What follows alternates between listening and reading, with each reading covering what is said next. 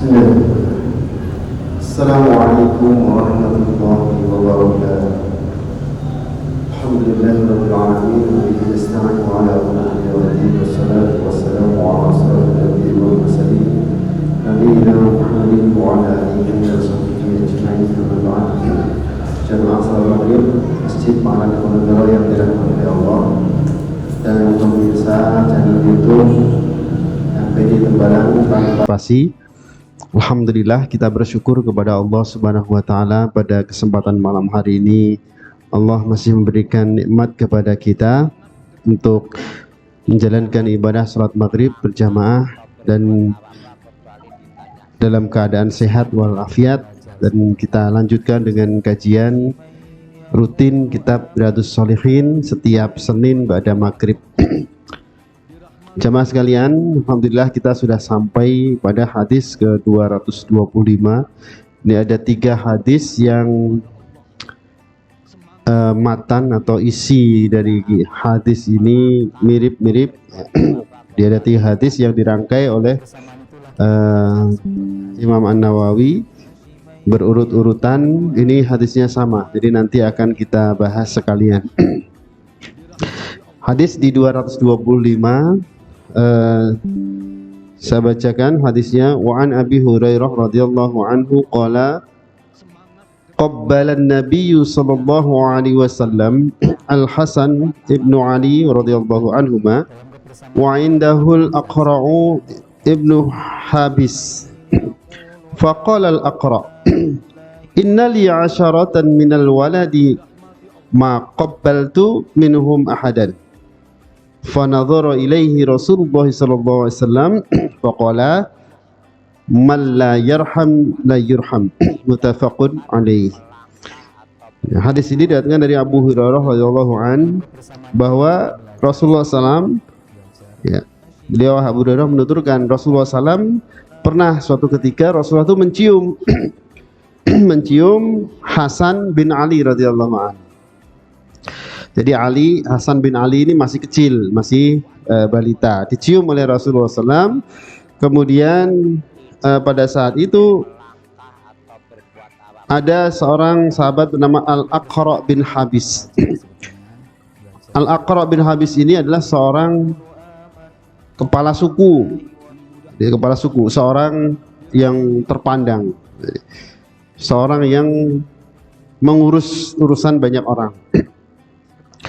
Kemudian Al-Aqra' ini ketika melihat Rasulullah SAW mencium Hasan bin Ali, dia heran. Kemudian bertanya, ya, dia kemudian menyampaikan, inna li 'asharatan minal walad. Saya ini punya 10 orang anak. Ya. Jadi orang-orang Arab zaman dahulu anaknya banyak. Karena istrinya juga banyak, lebih dari 1. Anaknya juga banyak. Kemudian qabbaltu minhum ahadan. Ma qabbaltu minhum ahadan. Aku tidak pernah mencium mereka, ya, sama sekali. Ya, 10-10-nya itu tidak pernah dicium sama yang namanya Aqra' bin Habis ini. Ya, punya anak 10, 10-nya nggak pernah dicium. Maka kemudian Rasulullah sallallahu alaihi wasallam melihat Aqra' ini, dilihat, pandang ini dengan penuh keheranan, ya. Rasulullah memandang Aqra' ini dengan heran. Maka kemudian beliau bersabda, man la yarham la yurham. Nah, ini ucapan ini disampaikan Rasulullah SAW kepada Aqra' bin Habis. Barang siapa yang tidak menyayangi, maka dia tidak akan disayangi. Nah, ini luar biasa. Ini hadis yang pertama, nanti kita jelaskan sekalian. Kemudian hadis yang kedua, di hadis nomor 226, ini yang meriwayatkan Aisyah. Wa an Aisyah radhiyallahu anhuma qalat qadima nas minal a'rabi ala Rasulillah sallallahu alaihi wasallam faqalu atuqabbiluna sibyanakum faqala na'am. Qalu lakinna wallahi ma nuqabbilu. Faqala Rasulullah sallallahu alaihi wasallam awa amliku in kana Allahu naza'a min qulubikumur rahman min qulubikumur rahmah. Muttafaqun alaih. Nah, hadis yang berikutnya ini dari Aisyah radhiyallahu anhu. Dia bercerita ada beberapa orang Badui menghadap Rasulullah SAW, orang gunung, orang kampungnya. Kemudian mereka bertanya, apakah kalian mencium anak-anak kalian? Nah, ini ceritanya juga begitu. Rasulullah mencium, atau kebiasaan orang Arab di Madinah itu suka mencium anak-anak. Maka mereka heran, orang-orang Arab Badui ini heran, apakah kalian itu suka mencium anak-anak? Maka orang-orang Madinah yang ditanya, orang-orang Badui menjawab, na'am, benar. Nah, kemudian mereka berkata, lakinna wallahi ma tuqabbil. Nah, demi Allah, kami tidak pernah mencium anak-anak kami. Jadi orang-orang Arab Badui, orang Arab gunung itu tidak pernah mencium anak-anaknya. Maka Rasulullah SAW, faqala Rasulullah SAW, awa amliku in kana Allah naza'a min qulubikumur rahmah. Apa yang bisa aku perbuat apabila Allah telah mencabut kasih sayang di hati kalian? Jadi kalau ada orang-orang Arab Badui ini tidak pernah mencium, kata Rasulullah. Nah, terus kalau apa yang bisa saya perbuat untuk kalian jika Allah itu mencabut rasa kasih sayang yang ada di dalam hati kalian?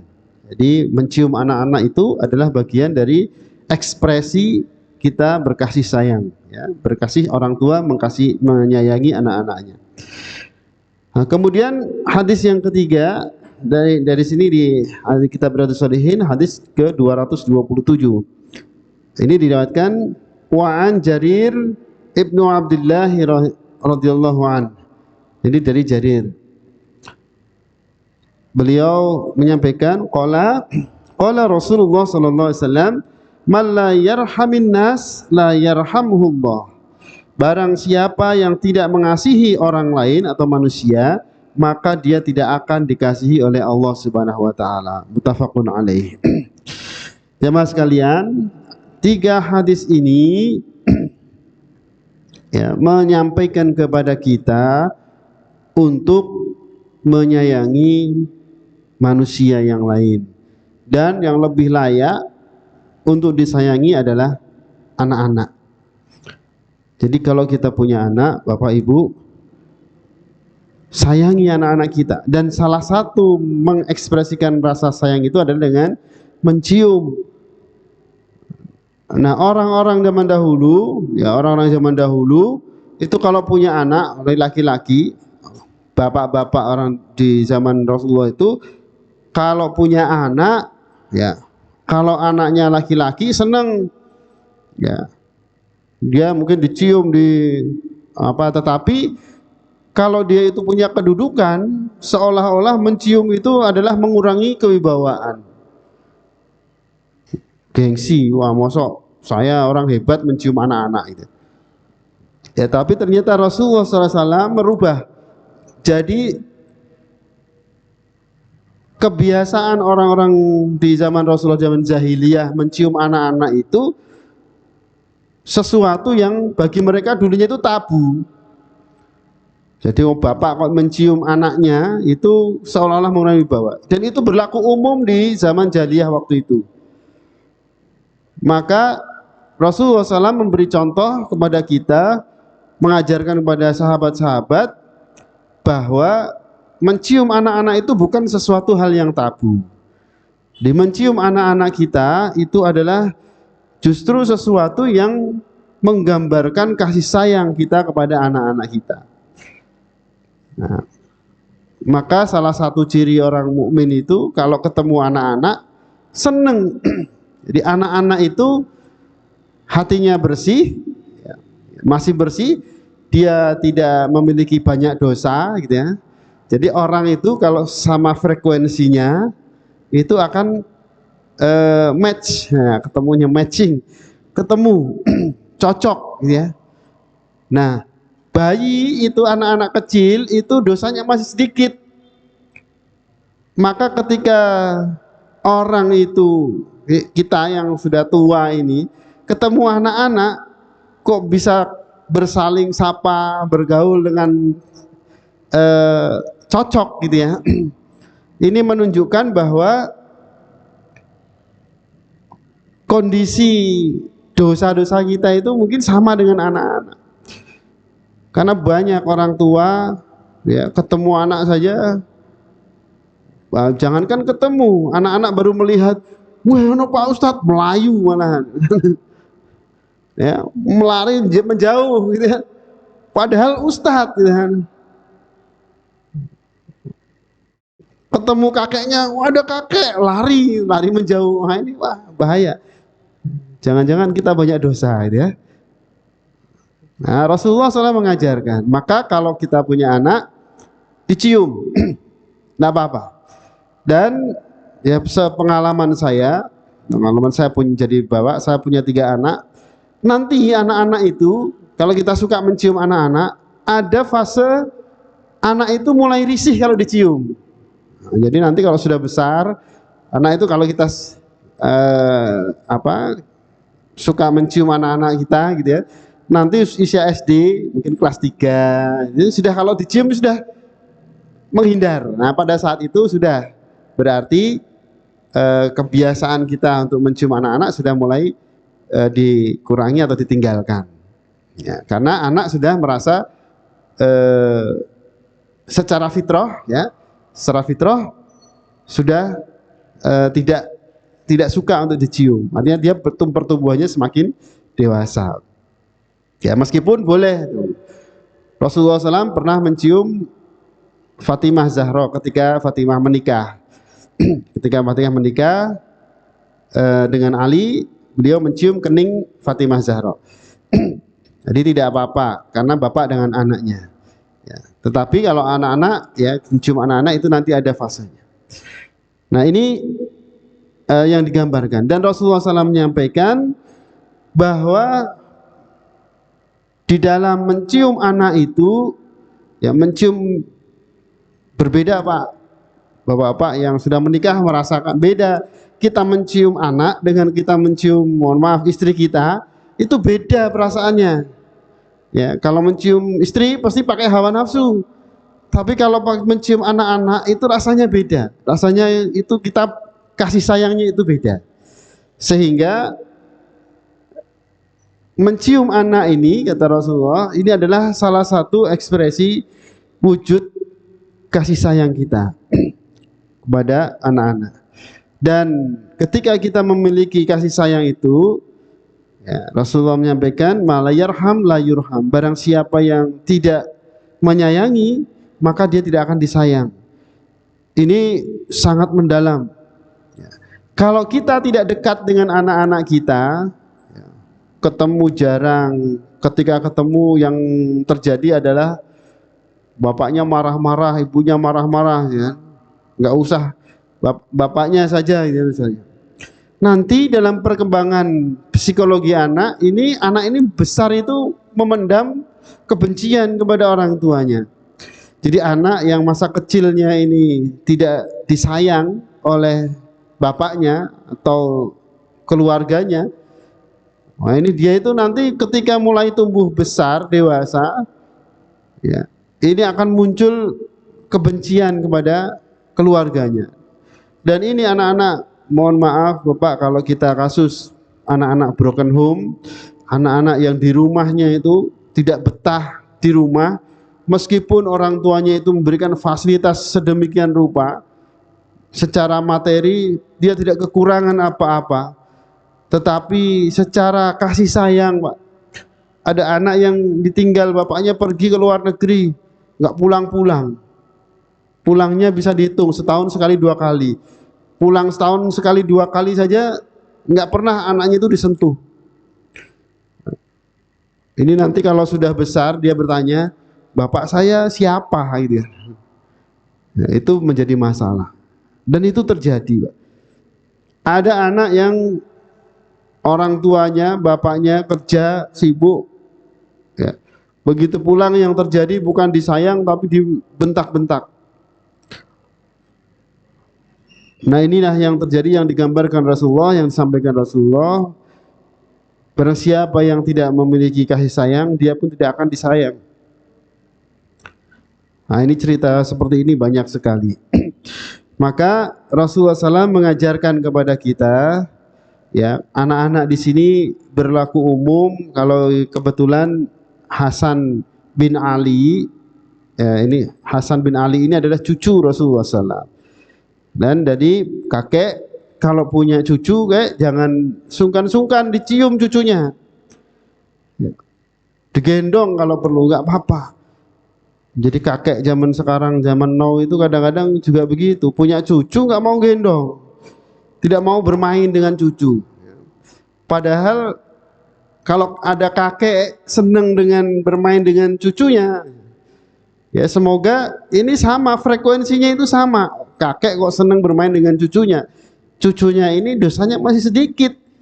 Nah, kakek nyambung dengan cucunya, semoga dosanya juga semakin sedikit. Frekuensinya sama. Nah, maka kadang-kadang kita bisa kok kalau mengukur.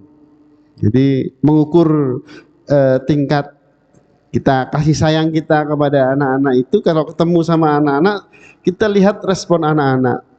Jadi kalau anak-anak itu melihat kita kok tersenyum, ya, karena fitrahnya anak-anak itu kalau ketemu dengan orang itu dia seneng, ya. Jadi melihat orang itu dia akan, karena dengan kepolosannya itu tidak berpikir negatif, dia ekspresinya senang. Tapi kalau wajah orang yang dilihat itu tidak menyenangkan, dia pun akan merespon dengan tidak menyenangkan. Nah, maka kalau kita mau ngukur sejauh mana kita ini termasuk orang-orang yang berlimpah kasih sayang atau kekurangan kasih sayang, kalau ketemu anak-anak kita lihat respon anak-anak. Kalau lihat kita aja takut, ya, wah ini berarti kita harus memperbaiki diri kita. Tapi kalau melihat kita seneng gitu ya, itu menunjukkan bahwa diri kita ini berlimpah kasih sayang.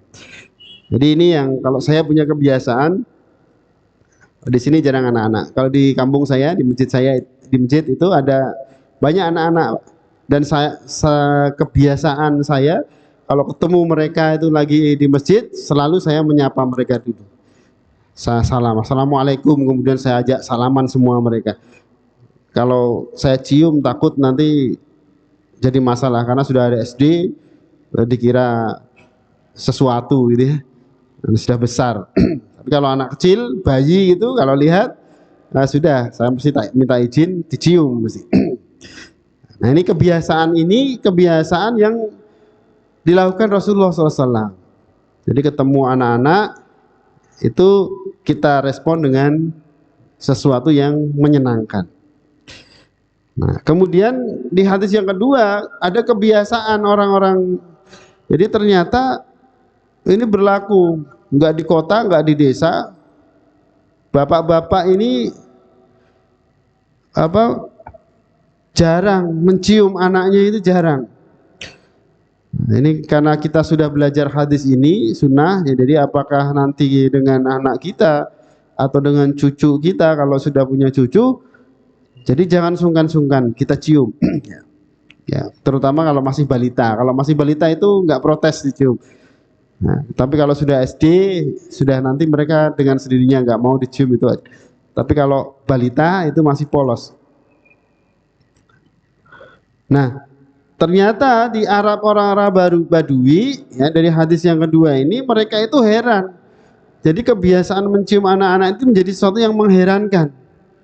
Loh, apakah kalian itu suka mencium anak-anak? Dan sampai mereka bertanya begitu. Ya tentu saja, iya benar, ya. Nah, mereka mengatakan bahkan sampai wallah, bersumpah, ya, wallahi ma tuqibba, kami tidak pernah mencium anak-anak kami, ya. Nah, maka kemudian Rasulullah SAW, nah ini yang paling penting ya kita perhatikan. Jadi Rasulullah menyampaikan awa amliku in kana Allah naza'a min qulubikum ar-rahmah. Terus apa yang bisa aku perbuat kalau Allah Subhanahu wa taala sudah mencabut rasa kasih sayang itu di hati kalian? Ya, bayangkan Bapak, orang tua yang tidak mencium anaknya itu kata Rasul tercabut rasa kasih sayang di dalam hatinya, itu dicabut oleh Allah Subhanahu wa taala. Ya. Jadi bahaya. Maka kalau sampai ada orang tua kok tidak mencium anaknya, atau ya kalau Rasulullah dengan Husain ini kakek dengan cucunya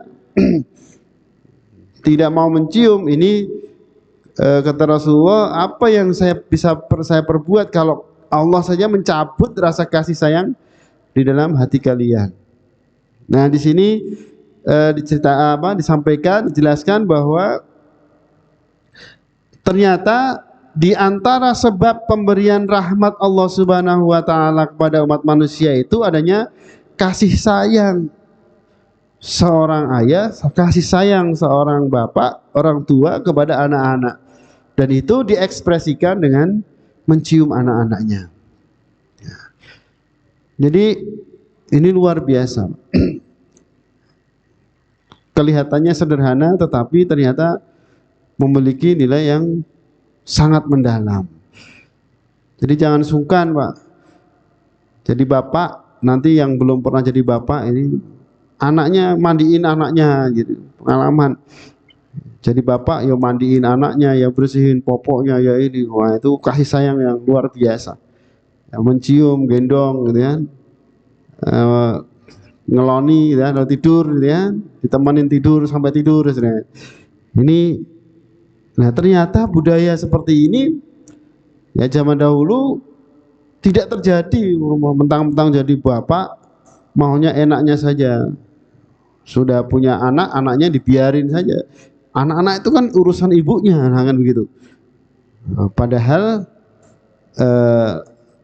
laki-laki, ya Rasulullah SAW menyampaikan, bapak-bapaknya ini di antara sebab turunnya kasih sayang Allah Subhanahu wa taala itu adalah kasih sayang dari seorang ayah untuk anak-anaknya.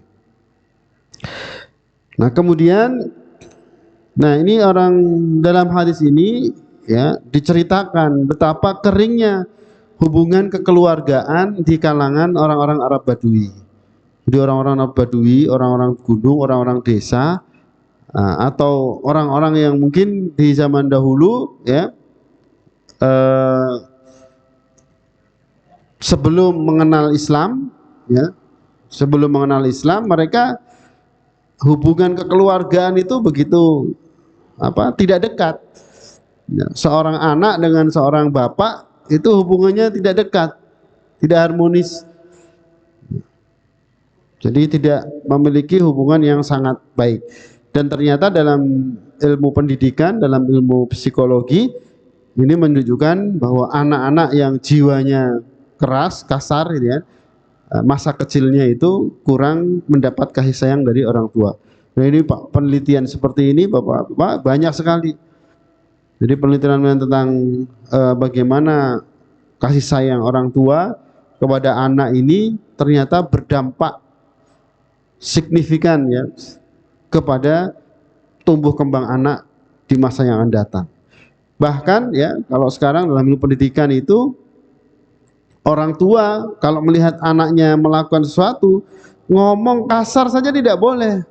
Jadi meskipun anaknya kadang-kadang dulu kalau pada saat kita belajar di sini dulu ada TPQ yang cukup besar ya, ada Pak Ispa. Saya ngajar TPQ sejak SMA ya, sampai kuliah selesai. Sampai sekarang yang ngurusi anak-anak TK ya.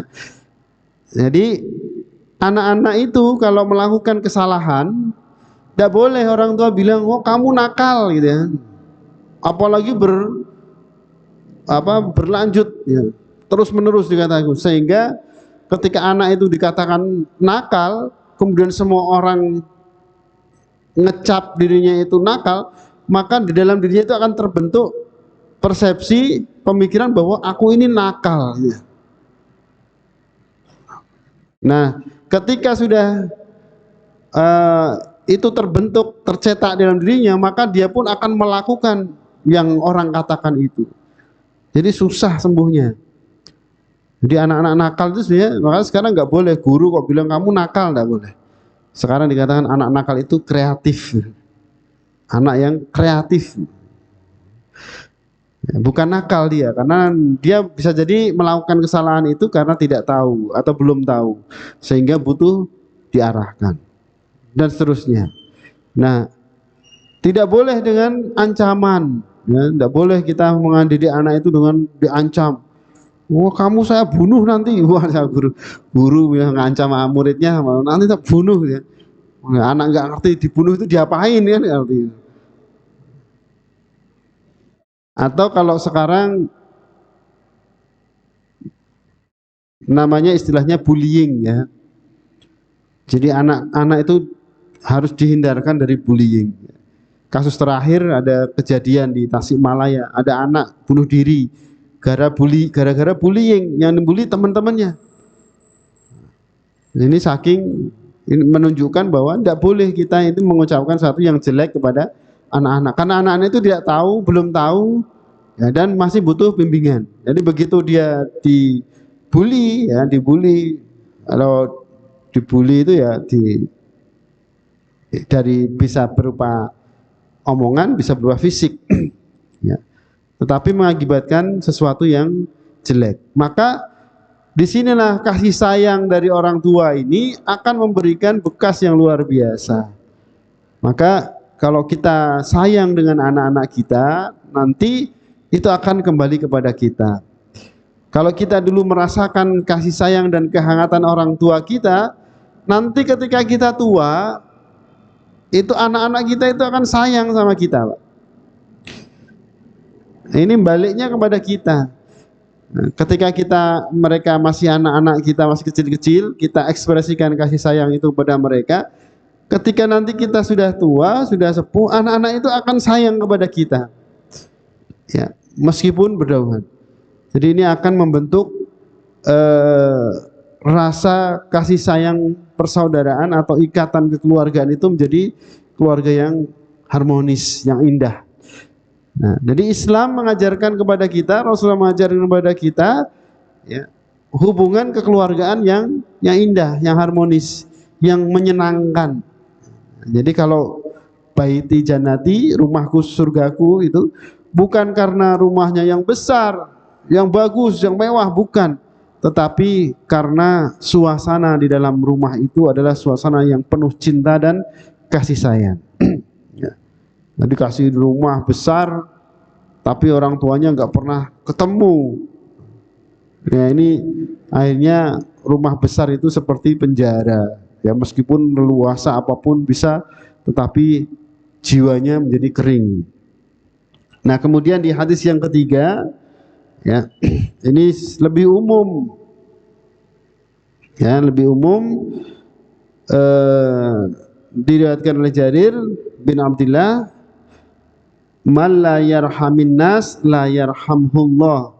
Barang siapa yang tidak mengasihi manusia, maka dia tidak akan mendapat kasih sayang dari Allah Subhanahu wa taala. Ini secara umum.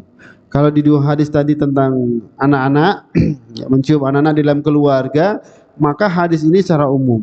Dan banyaknya hadis tentang menyayangi baik anak-anak atau orang lain ini menunjukkan betapa bagaimana kita merespon atau membuat diri kita ini menyayangi sesama manusia. Jadi yang penting adalah di dalam kajian-kajian hadis seperti ini adalah bagaimana diri kita ini mampu menumbuhkan rasa kasih sayang kepada orang lain, ya, baik anak-anak, keluarga kita, atau orang lain yang tidak bahkan yang tidak kita kenal. Karena apa? Karena ketika kita menyayangi orang lain, disitulah Allah Subhanahu wa taala memberikan rahmatnya kepada kita. Dan disinilah ketika kita menyayangi orang lain, pada hakikatnya kita sedang mengamalkan salah satu sifat Allah Subhanahu wa taala, yaitu Ar-Rahman. Allah Maha Pengasih, Maha Penyayang. Dan ketika kita mengasihi, menyayangi seorang, ya, kita pasti Allah akan menyayangi kita. Nah, jadi kasih sayang kepada manusia ini yang nanti akan menumbuhkan. Jadi orang kalau punya kasih sayang, orang kalau senang mencintai anaknya, dia tidak akan melakukan perbuatan yang jelek kepada anaknya. Kalau orang itu sayang dan cinta kepada keluarganya, dia tidak akan melakukan perbuatan yang jelek untuk keluarganya. Kalau orang itu memiliki rasa kasih sayang kepada sesama manusia, maka dia tidak akan melakukan perbuatan yang menyakiti atau merugikan orang lain. Nah, ini. Jadi perbuatan jelek seseorang kepada orang lain karena hilangnya kasih sayang. Karena hilangnya kasih sayang. Terjadinya pembunuhan, ya, perbuatan zalim, karena di dalam hatinya nggak ada kasih sayang. Coba kita mau memukul orang, meskipun kita ini jagoan ini, mau mukul orang, kalau orang itu tidak punya kesalahan, jangan, kasihan, kan begitu. Apalagi yang kita pukul anak kecil, ya. Anak kecil kan tidak berdaya, nah, dipukul, nah, ini tidak punya kasih sayang. Maka disitulah jamaah sekalian rahimakumullah, dari hadis-hadis ini, ya, Allah Subhanahu wa taala, ya, ini menciptakan kasih sayang di dalam hati hamba-hambanya agar sesama manusia itu saling mengasihi dan supaya setiap urusan dalam kehidupan itu bisa teratasi dengan baik serta seluruh komponen masyarakat bisa berperan aktif. Jadi saling mengasihi, saling menyayangi ini akan membuat suasana, ya, bukan hanya diri kita menjadi nyaman, tapi orang-orang di sekitar kita itu juga nyaman. Mau berbuat bersama-sama, bergerak bersama-sama dengan nyaman, dengan baik. Dalam sebuah keluarga, kalau tidak ada kasih sayang, ya, coba bayangkan, bapaknya kerja keras banting tulang, ibunya ngurusi rumah tangga capek, kemudian anaknya, ya, mainan terus itu. Kenapa? Tidak pernah diajarkan kasih sayang. Tapi kalau kita menjadi anak yang memiliki kasih sayang, melihat, wah, orang tua saya capek, orang tua bekerja keras, ya, maka dengan rasa kasih sayang itu muncul, wah, aku mau bisa bantu apa ini, ya, seperti itu. Itu adalah akibat dari kasih sayang. Sama, Pak, dengan keluarga kita, di lingkungan kita, masyarakat kita, banyak sekali orang yang masih mementingkan dirinya sendiri. Kenapa? Karena dia tidak atau kurangnya kasih sayang kepada orang lain. Ada tetangga sakit, karena kita tidak memiliki rasa kasih sayang, alah, sakit biarin aja, gitu, nggak perlu ditengok. Tapi kalau kita rasa kasih sayang kita, wah, si fulan sakit, dengan rasa kasih sayang kita, ayo kita tengok apa yang bisa kita bantu. Ada orang meninggal dunia, ya, kalau orang tidak punya rasa sayang, biarin saja, toh banyak yang ngurus, gitu. Padahal kalau kita ini menengok, padahal kalau kita ini takziah, Allah Subhanahu wa taala memberikan pahalanya itu kembali kepada kita. Dan itu adalah ekspresi dari kasih sayang. Dan banyak lagi yang lainnya. Nah, kemudian yang kedua, yang berikutnya adalah ternyata lingkungan kita ini, ya, lingkungan kita ini sangat berpengaruh dalam membentuk kepribadian seseorang, ya, dalam kepribadian kita. Jadi lingkungan ini besar sekali pengaruhnya, ya. Dari lingkungan yang paling kecil sampai lingkungan yang luas, gitu, ya. Dari kita di dalam keluarga kita sampai di lingkungan kita masing-masing, ternyata perilaku ini berpengaruh sangat luas. Kalau tadi ada orang-orang Badui tidak pernah mencium anak-anaknya, sampai besar mereka begitu, turun temurun. Sehingga mungkin bapak-bapak yang sudah pernah ke Arab itu ketemu orang Arab Badui, ngomongnya itu kayak kalau ngomong sama orang Arab Badui itu kayak orang mau berantem ngomongnya ya. Nggak bisa ngomong lembut, itu nggak bisa. Ngomongnya pasti wah wah wah wah. Padahal nawarin dagangan. Ayo beli ini, beli. Orang Arab Badui itu. Ya. Nanti kalau mungkin Bapak Ibu pernah jamaah umroh atau haji gitu ya, ketemu orang Arab Badui itu nanti pas tur gitu ya, salah satunya di peternakan onta. Jadi peternakan onta itu yang punya orang kota, tapi yang mengelola itu orang-orang Arab Badui, gitu, orang-orang Arab Badui. Jadi orang Arab Badui itu kalau ngomong nggak bisa, pelan itu nggak bisa. Jadi kalau ngomong pasti kayak orang berteriak-teriak itu, kayak orang berantem. Meskipun yang dia omongkan assalamualaikum, assalamualaikum, wah keras, gitu kan? Ngomongnya keras. Itu orang-orang Arab Badui itu kayak gitu. Nah ini, jadi maka lingkungan kita, ya, mari kita bentuk, kita jadikan suasana di lingkungan kita, baik yang terdekat di keluarga kita, ya. Ini menjadi lingkungan yang nyaman, yang penuh kasih sayang. Nanti kemudian kalau sudah lingkungan, biasanya kalau sudah lingkungan rumah tangga itu selesai, nanti dia akan berdampak di lingkungan sekitarnya. Jadi keinginan untuk saling berbagi, saling mengasihi, ini akan otomatis terbentuk. Dan ini yang akan menjadikan pengaruh besar, ya. Nanti ketika menjadi pemimpin, apalagi jadi pemimpin. Pemimpin itu ada orang yang pemimpin yang karena kurang kasih sayang di dalam lingkungan mereka, maka mereka menjadi pemimpin yang tamak. Maunya menang sendiri, maunya dikuasai sendiri semuanya. Karena apa? Tidak punya rasa kasih sayang. Tapi kalau orang pemimpin yang kasih sayang kepada umatnya, yang kasih sayangnya sangat besar kepada orang lain, dia tidak akan mementingkan dirinya sendiri. Dia pasti akan berusaha mementingkan orang lain. Dan ini dicontohkan oleh Rasulullah SAW, dicontohkan oleh Abu Bakar, dicontohkan oleh Umar bin Khattab, dicontohkan Utsman bin Affan, dicontohkan oleh Ali bin Abi Thalib. Semua sahabat-sahabat Khulafaur Rasyidin itu memberikan contoh kepada kita bahwa mereka dalam keluarga mereka itu keluarga yang penuh kasih sayang, sehingga ketika mereka menjadi pemimpin, ini prioritasnya adalah memberikan kebahagiaan, kegembiraan, kesejahteraan untuk umatnya, untuk rakyatnya. Ini perbedaan, dan itu diawali dari lingkungan yang terdekat.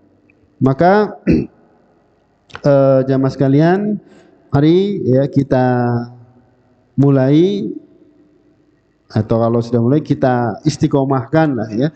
Kita jaga diri kita ini senantiasa dalam keadaan hati kita itu penuh kasih sayang, baik di dalam keluarga kita, ya, terutama anak-anak kita, cucu-cucu kita, kemudian dengan keluarga kita secara umum, yang lain, apalagi orang tua, kemudian di masyarakat kita, kita jadikan diri kita ini menjadi umatnya Rasulullah SAW dengan penuh kasih sayang kepada keluarga dan sesama manusia. Karena disinilah ketika kita menyayangi keluarga kita, sesama manusia, kasih sayang Allah Subhanahu wa Ta'ala akan berlimpah kepada kita.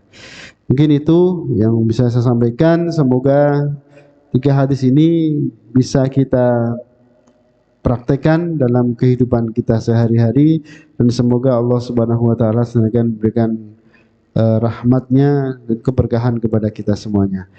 Kita akhiri dengan bacaan hamdalah dan kafaratul majlis. Alhamdulillahirabbil alamin. Subhanakallahumma wa bihamdika asyhadu an la ilaha illa anta astaghfiruka wa atubu ilaik. Wal afu minkum billahi taufiq wal hidayah. Assalamualaikum warahmatullahi wabarakatuh.